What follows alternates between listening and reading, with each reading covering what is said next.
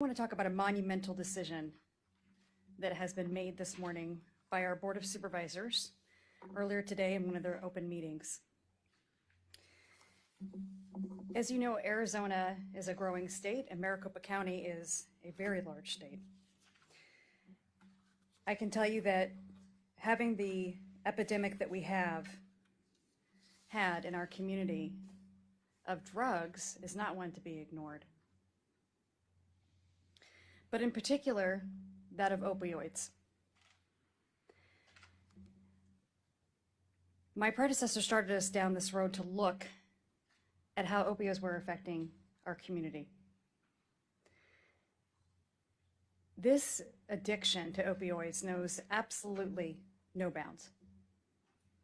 It affects any race, ethnicity, gender, socioeconomic status, and it has ravished our community. Many of us know someone who has lost a loved one, who has had collateral consequences from an addiction, who's faced addiction themselves. But also it's impacted those that may not actually have a face to an addiction from opioids. For instance, all of us that are taxpayers in our community. To tell the story behind that and how it matters to every single one of us in this community, let me explain that when distributors, manufacturers were handing out opioids, the impression was, oh, they're not addictive. Nothing could be further from the truth. We thought these drugs were safe, and they were not. The tragedy that has wreaked on so many families, citizens, community members. But again, going back to how it affects us, even if you don't know somebody or not have personally been impacted by such an epidemic as the opioid crisis in our community. It's sad to say, but there's been more children that have ended up in foster care because of this. Law enforcement has been impacted. Our sheriffs, our law enforcement partners have had to learn how to respond to people that are addicted, that are on our streets, that are committing crimes. That has impacted our criminal justice system with the amount of cases that we have coming through and how we address those who have committed crimes, hold them accountable, but also give them the help they need.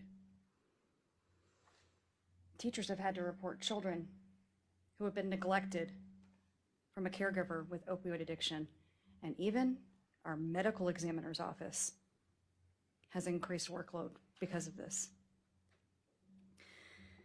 So I'm proud to say that we reached an agreement with some of these pharmaceutical companies, and at my recommendation, the Board of Supervisors signed on to this agreement. Maricopa County is the first jurisdiction to do so. Arizona is the first state in the United States to reach a settlement with the companies that have manufactured and distributed opioids into our community, ravishing it. We did not take the decision lightly to enter into litigation on a national level. And as horrible as this epidemic due to opioids is, not all social problems can be addressed by lawsuits. A few local governments had filed claims against some of the manufacturers and distributors of prescription opioids back in 2013, and at the time we were skeptical. And like I said, my predecessor, Bill Montgomery, now Justice Montgomery, believed that for the sake of Maricopa County and our residents, that we at least needed to explore the possibility of litigation. And under my administration as your county attorney, I'm proud that we have a true leader of our civil division, Tom Liddy, who is joining me here today, who you'll hear from. He first met with our lawyers, our outside counsel, opposing counsel that were all handling the opioid cases back in the summer of 2014. And over the next few years, he and his team investigated the claims and allegations surrounding this epidemic. And upon learning more, it became obvious that this was not some natural occurring disaster. This was a man-made problem. We realized that those who created this situation needed to be held accountable to our people, to our citizens. So we filed a complaint in December of 2018, 4 years after the initial discussions and investigation began into possible litigation. Now, the impact of this epidemic from opioids is staggering. In the last 4 years, the Arizona Department of Health Services has reported 11,000 Arizonans have died of opioid overdose. It is the leading cause of death for Americans under the age of 50. From 2002 to 2016, fatal overdoses of the street version of opioids, heroin, it increased by 533%. It's unbelievable. Prescription opioids, those tripled between 1991 and 2011. The sales of this addictive pharmaceutical drug has increased 10 times to what they were in the early 90s. So today, standing with me, on either side of me, are families who know firsthand the pain, the devastation that comes from substance abuse disorder from opioids. This addiction is a family disease, and it impacts our community. It knows no bounds. It doesn't care, like I said, what race or gender you are, where you come from. It's cruel, it's deadly. It can strike unexpectedly. And I want to be clear that throwing money at a problem doesn't just fix it. But it does get our community off on a journey now to get us that much closer to healing the devastation, the ravaging of our community caused by opioids. It will hold accountable those who distributed this very dangerous narcotic and drug to our loved ones. But most importantly, it's going to provide resources to us. We talked about the unspeakable human suffering, a wrong that absolutely no money can make right. However, the financial costs to the taxpayers can be made right. This is why the money that comes from this settlement is going to be used for treatment, prevention, to help people recover from opioid use disorder, and support governments and nonprofit programming working to combat this issue. Because unlike the tobacco settlements in the 90s, I'm incredibly proud to say that this is not going to be like the tobacco settlements, which allow government agencies to spend the money without restrictions, to even fill potholes in the roads. This money in this agreement secures the funding to be directly correlated to opioid abuse. And while today is just the first step of many, this is bringing much needed relief and resources to Maricopa County and to Arizona. There are two people that I would like to call up here to make brief statements to you to help provide some context to this monumental resolution. The first of which is Tom Liddy. He is the head of our civil division that has spearheaded the effort to help reach this resolution with the Maricopa County Attorney's Office, with the help of outside counsel, and our leadership here in Maricopa County. Also that we will call up Mr. Kim Humphrey. He is the director of a nonprofit organization called Parents of Addicted Loved Ones. and somebody who has truly experienced the devastating impacts of this epidemic firsthand. Before I turn it over to them and then we will answer some questions, I want to thank members of my office, the County Attorney's Office, Maricopa County Government, and of course our Attorney General, Mr. Brnovich, who is helping us resolve this case and lead the effort with the other 14 counties that are involved. The other 14 county attorneys have also been instrumental in their jurisdictions, and I'm proud to say that when I called a meeting of them and led our group in the spring of 2020, we all knew how important this was to each of our communities. Even though we might be impacted differently, it is a significant impact.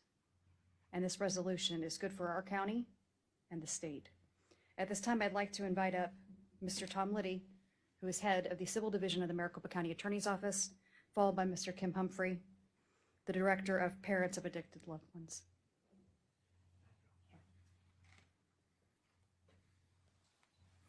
Thank you. I'm Thomas Liddy, L-I-D-D-Y, and it's an honor to be part of a very large legal team that worked on this. I first want to thank Allister, Adel, and for her leadership. You can imagine what it's like to bring 15 county attorneys together under one roof and to try to come up with a common strategy to deal with this, and which all had to happen before we could deal directly with our Attorney General, who showed great leadership in this litigation. That had to happen because it was demand of the defendants. We first got involved in this matter in 2014, where we retained outstanding outside counsel, Keller Rohrbach. I want to thank Gretchen Capio and all the attorneys from Keller Rohrbach that helped us with this. The turning point after many years was when a courageous federal judge in Ohio made the ruling that all of the data that pharmaceutical companies are required to keep by federal law, they've collected it all, but they didn't share it with anyone because they consider it trade secrets. That federal judge said they had to share it with the plaintiffs in a discovery matter. And I was shocked, if not appalled, to see the data, how much information pharmaceutical companies and distributors of the pharmaceutical companies, opioids, knew what was going on across the country. That was the game changer. And from there on, each state was working toward a settlement. Our defendants, these major distributors of opioids in America, said to Arizona, we won't settle unless everybody is on board, or almost everybody. Maricopa County had its own lawsuit. Other counties had their lawsuits. Other cities had their lawsuits. Under the leadership of Allister Adel, we all came together and came up to speak with one voice. That one voice of 15 counties was able to work with our Attorney General and his staff and come up with a One Arizona plan. And we're a few steps away from complete resolution, but we're there. We're going to get there. Today was monumental. The largest county in Arizona, the fourth largest county in the United States, has signed on to this settlement. Arizona is way out in front of this, thanks to Allister Adel, the other county attorneys, and our Attorney General, and we're going to move forward. And it's just been a real honor as an attorney to work on this matter for 7.5 years to see if we can just take one step to start helping to alleviate some of the tremendous and catastrophic and cascading harm that comes to families such as these and all across the country due to opioid abuse. Thank you.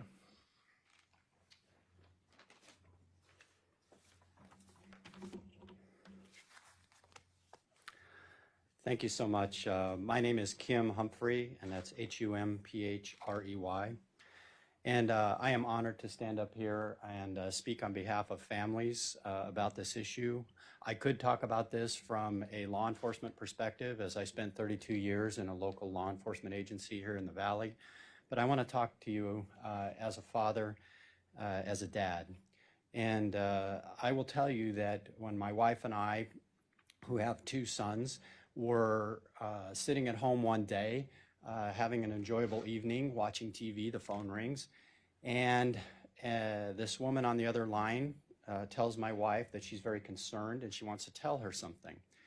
And my wife is like, what is it? And she says, well, I don't know how exactly to explain this, but my daughter, who's friends with your son, is very concerned that he may overdose and die. Our son is 15. He doesn't have any problems. He doesn't smoke cigarettes. He's not in trouble at school. We have no idea that there's any problem. And somebody just called us and said, your son may die. And we are completely in shock. And not only in shock, but in denial that no, they called the wrong family. They've got the wrong people. Well, needless to say, we went through the process of asking him for a drug test. And to our surprise, a shock. He comes back positive for opioids. And we can't even imagine how he got them. We can't even imagine where he got them. We can't understand this. And of course, we immediately, as parents, jump in and we try and do everything. We take him to the doctor. We take him to a counselor. We start doing everything we can think of to solve this problem. And oddly, my son tells me one day that he says, after I took that first pill, that prescription pill that somebody gave me, that I found, he said, I had to have it again. I didn't understand that. I don't understand that at all. It doesn't affect me that way. And he says, no, I had to. Well, all of our attempts to try and change this did not make any difference. I mean, everything that we did, it seemed to just continue to get worse. And I want to be very clear that in our case, and it's not like every case, there was no serious trauma. There was no drama. We were from my terms, an idealistic family having, you know, a wonderful life, and all of a sudden this disruption, this nightmare experience starts to happen. My kids are not morally bankrupt. They're not the kind of kids that don't know right from wrong. They do know right from wrong. And as a matter of fact, I can tell you now that I've experienced this over these last number of years, that that's the case for all of these families. They raise their children to understand what they should and shouldn't do. That's not the problem. When these drugs get a hold of them, it changes everything. And so I will fast forward. We spent 10 years trying to deal with this with our older son. And during that time, our younger son, who was doing really well, went off to college, suddenly one day comes home, drops out of school, and to our shock, is now doing the same thing as his brother. I will tell you that we felt like we were the worst parents on the planet. We felt alone. We did not know what to do. We were ashamed. We started to isolate. We tried everything we could to solve this problem, and nothing worked. And one day, my wife, after almost 10 years, found an organization in town that was meeting called PAL, Parents of Addicted Loved Ones. We went to a meeting. We realized at that point that we were not alone. We suddenly started to realize that maybe there was hope. And as we started to attend for a while, somebody asked us if we would facilitate a meeting on our side of town, and we started doing that. And it's been over 9.5 years, and we have done that. So I have met many parents, and I can tell you that from all of their perspectives, none of them expected this, and none of them thought this would happen in their families. And in 2014, I had left law enforcement. The founder of PAL in a local area here asked us as parents if we would take over this organization because he saw the need for it outside of just Maricopa County, outside of just Arizona. And we did so. And over the last 5 or 6 years, it has grown now to having a presence in nearly 40 states in the United States. Why? Because of the need. Because there are parents and families that are suffering all over this country, all over the world, frankly, with this issue. And so when I was a police officer and I used to go around on the corners, I would see people standing out there. I can tell you that it's not hard to distinguish those that you believe that are on drugs. And I would look at them, and to be perfectly honest, I felt like these individuals probably need to be arrested and they need to go to jail because they shouldn't be standing out here and doing that. That's the first thing that used to go through my mind. Can I tell you now what the first thing that goes through my mind when I see people, like I did on the way here, like I did coming into this building? I see them standing out there, and I say to myself, that is somebody's son, that is somebody's daughter.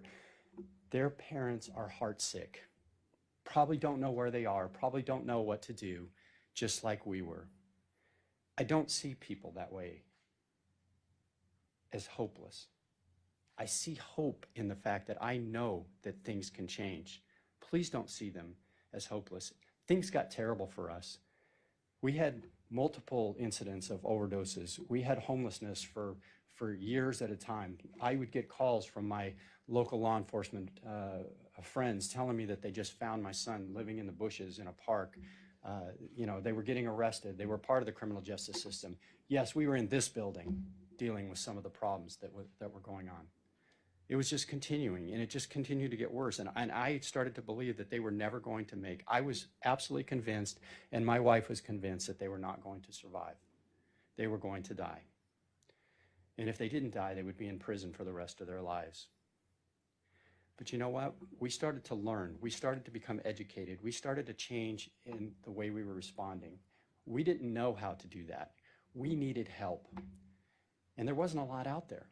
And so when we started to learn and we started to change, we started to have healthier responses. We started to see different responses from our sons. And that eventually led to them seeking real recovery. So after 10 years of all of this, eventually it started to change. And even though we had thought for sure that they would not survive, we were convinced that we were just going to end up as parents that had two sons that were either in prison or, like I said, had lost their lives. But you know what? They did find recovery. They did find sobriety. And it changed. And they sought that out. And now they have 8 years almost of that sobriety and recovery. And my sons, who, yes, were involved in the criminal justice system, and yes, who had a serious problem and who were involved in all kinds of issues that I'm sure that they wish they had never been involved in, and the hospital stays and the overdoses and all those other things. But you know what?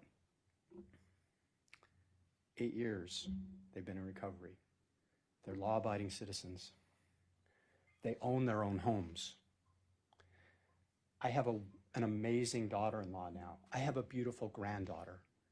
I have a life, and my wife have a life that we never, ever thought would have. My younger son is an IT professional. Our older son works in recovery at Calvary Healing Center in town here. It's been there almost 60 years providing service. And you know, people do get better. And I get it that not everyone does, because guess what? In our meetings, we've lost many, many lives. And we've dealt with that from sitting with these parents who've lost their lives. And both of my sons have lost so many friends that we've lost count. And they will tell you that they don't know why they survived. They don't know why they lived through it and their friend did not. They were doing the same things. But there are good programs out there. There are ways to find hope. There are ways to get better. And in reality, we can keep people from ending up in the situations that they are. And so, like I said, you know, my son works at Calvary Healing Center. My friend Josh is up here today. He runs a program called Pathways in Tempe. They do amazing work with young people. There are good programs out there that can help people. But in reality, we need a holistic approach. Families matter. Families have influence. They can help. They can be a part of that solution. And this settlement can be used to support that holistic approach of dealing with this and finding ways to help all of our families find that health and hope and healing that I know is out there. I promise that there is hope. I tell this to families all the time. To reiterate what was just said, I was at our PAL meeting last night. My wife and I facilitated that meeting.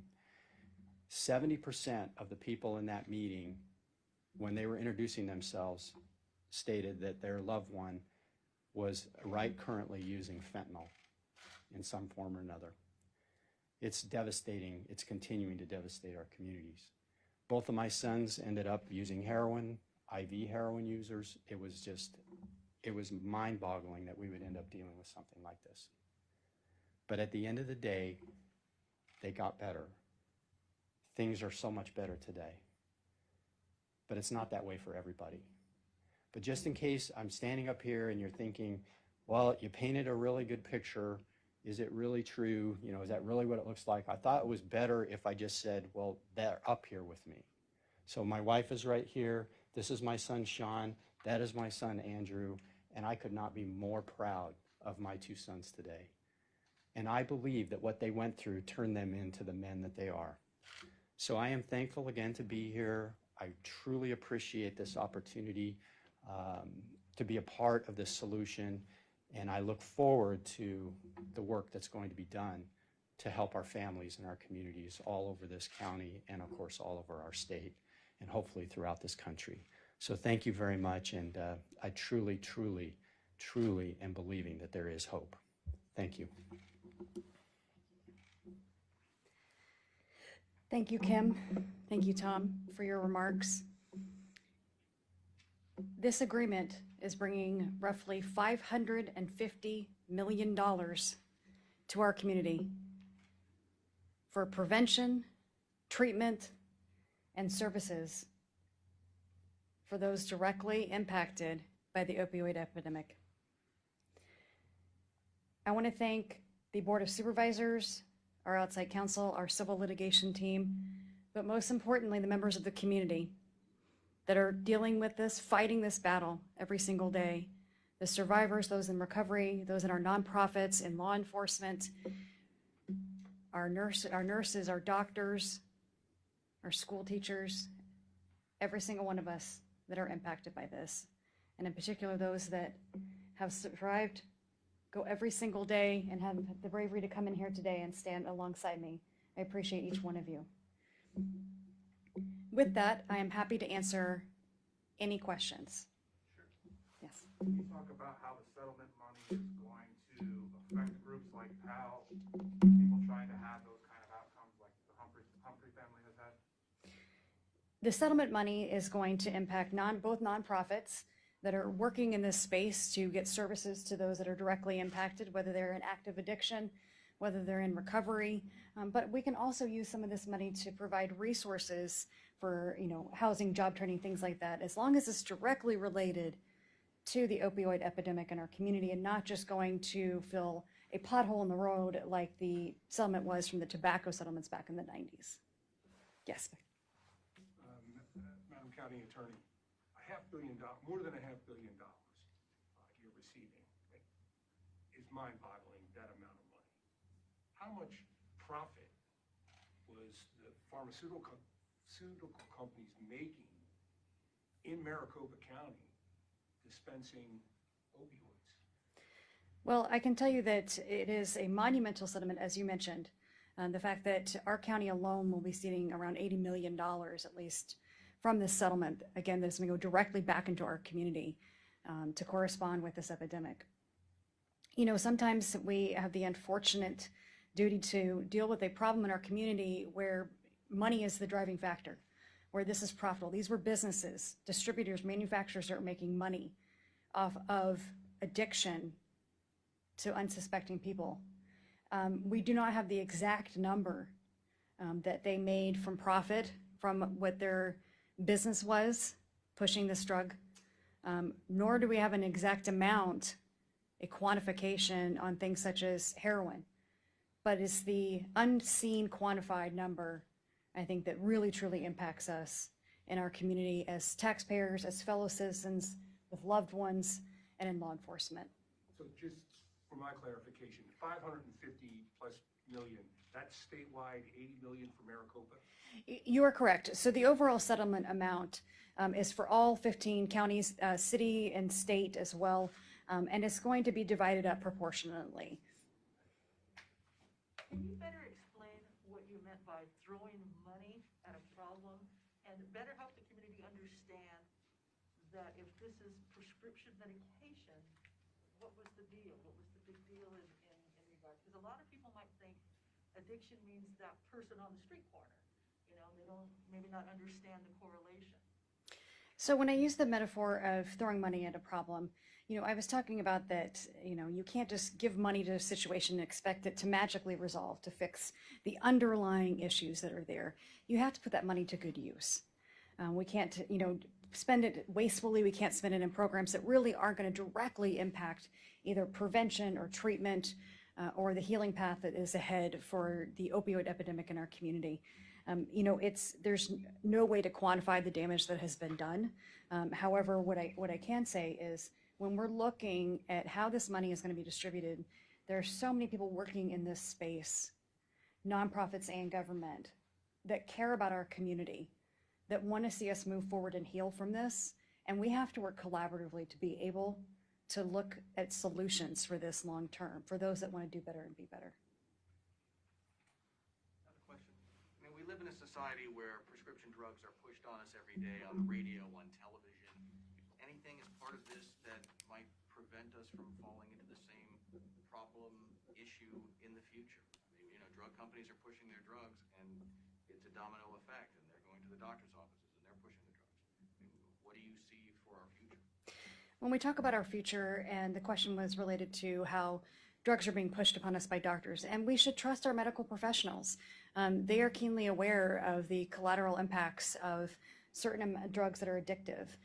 It's always, you know, good practice for any of us to ask questions. But when we recognize signs of addiction or suffering in our loved ones, our friends, our family, to be involved with them and speak up, provide resources that are out there in the community, but to make sure that we're going to reputable resources to get help, treatment, guidance, resources, education, whatever it might be. You know, it's unfortunate that something that we would look to for pain relief is something that could ultimately cause so much harm. It's unfortunate that people were preyed upon in this regard. The other part of the equation, as there's been two questions alluding to this isn't just prescriptions. The base of this drug is also part of the heroin epidemic that is out there, the street version of the opioids that is cheaper and easier to get. And we rely heavily upon law enforcement to assist us in abating the rampant spread of that drug, the drug users, to get them treatment, to help them be back contributing members of society, for those who have committed serious crimes, to hold them accountable but make people whole, but also so that we can help law enforcement take down the root core of the illegal street drugs as well.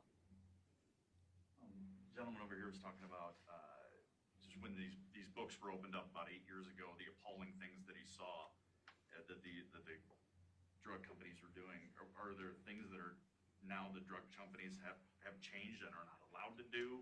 What are some of these just horrible things that the drug companies were, practices that they were doing?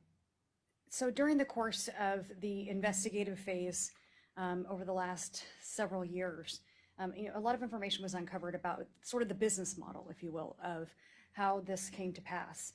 What I'd like to do is turn it over to Tom Liddy, who's the chief of our civil division, who really was at its core with this case, digging through it with our outside counsel and working with stakeholders to really understand the business that spawned the ravaging on our community. So Mr. Liddy, if you're willing.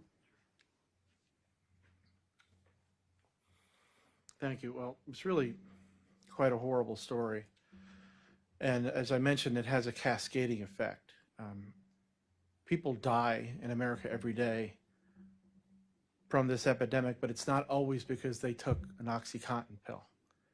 I have two friends of mine who've lost children to this. One, for example, fell, and he broke his jaw, and he broke a bone in his face. He went and he had surgery for it, and the doctor prescribed OxyContin to him. Fine. Well, a year and a half later, he's addicted to heroin because he couldn't get OxyContin anymore. He got to heroin. One morning, got up, got his heroin fix, and died. And I'm 3 or 4 years into this litigation. I have nothing to offer my friend except hugs and prayers. The pharmaceutical business in this country and the distributors of pharmaceuticals are required by federal law to keep certain data. And they keep that data meticulously. But that data is secret. They share it with the DEA. They share it with the federal government. They don't share it with their competitors. When we were able to see that data, what that showed us was an enormously disproportionate amount of manufacturing and distributing of pharmaceuticals with opioids in them that could possibly righteously serve a small community. One example in West Virginia. Far too many pills being prescribed out there that could possibly treat all the people with injuries, shoulder surgery, back pain, tooth problems, add it all up. No way. The numbers were upside down. The pharmaceutical companies knew it. The distributors knew it. And that should have raised an alarm. Instead, it goes on and on and on for years. Now, this is just one settlement, and there will be many more. This is going to be estimated over $580 million for the state of Arizona. $80 million, maybe a little more in our county alone. That's nowhere near enough to address all of the harms that are caused by fentanyl, heroin, OxyContin, and other things. We've got fabulous nonprofit groups that are helping people. It's a lifelong struggle. The county itself, that's why we were a plaintiff, spends a fortune. Medical examiner's office, the jails, the sheriff's department, the prosecutions, health department. So one of the things we had in common with the defendants is the distributors of pharmaceuticals and the attorney general and the county attorney all agreed that these settlement funds must be directly used to affect the harm of this opioid epidemic. And so all of it is very tightly written into this agreement, the One Arizona Plan, to make sure that it all directly affects that. So that's one thing that's very different from this than tobacco. Thank you. Can I ask you one more question? Yes. Kind of summarize, what kind of message are you hoping this settlement and other future settlements sends to pharmaceutical companies about you will be held accountable, or what kind of message you hope this sends? Well, the question is about what kind of message to send, and the message should go out on different levels. The first one is, if you are going to wreak havoc in our community, whether it's through the veil of a business, or if it's some other means disguised as a business, we will hold you accountable. We see the faces out there that have suffered from this. We see how it has impacted our community on so many levels for generations, as also evidenced by the brave people standing next to me here today. The message is that we care about our community. We recognize these trends.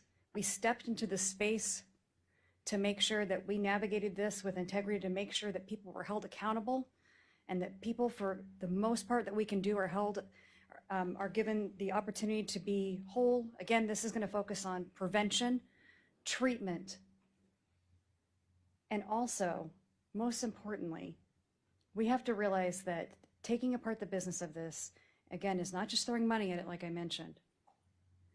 This is a step forward. This is a step in the right direction on a journey for our county of healing.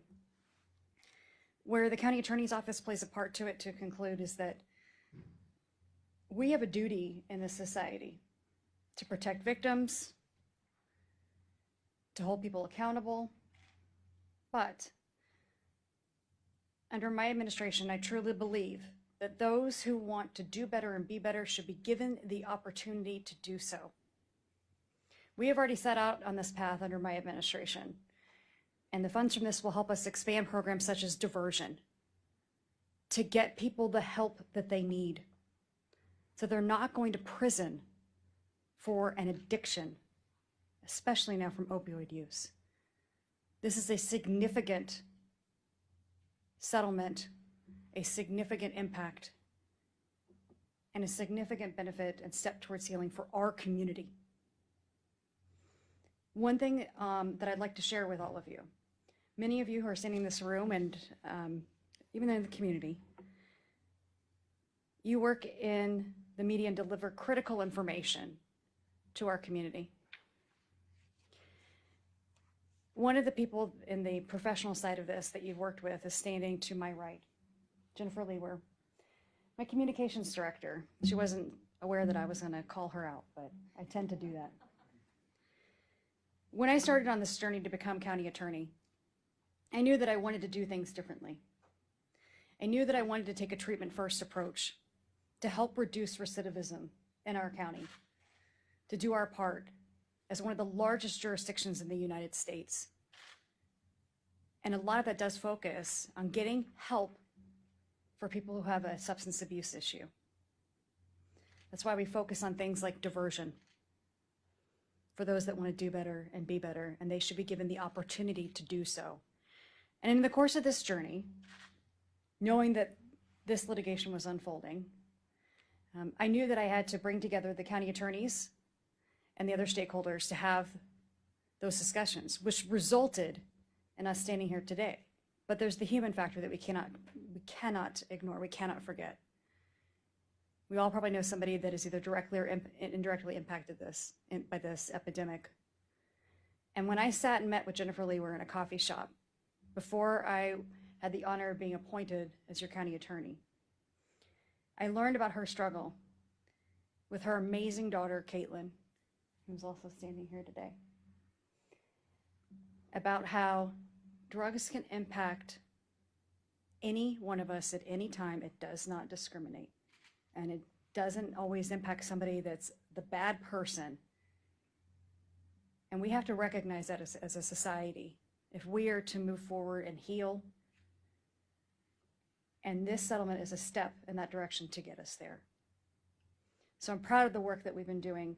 I'm grateful for those that are willing to speak up and step into this space, whether it be the lawyers, nonprofits, law enforcement, survivors, because this is a monumental day for our community. Thank you.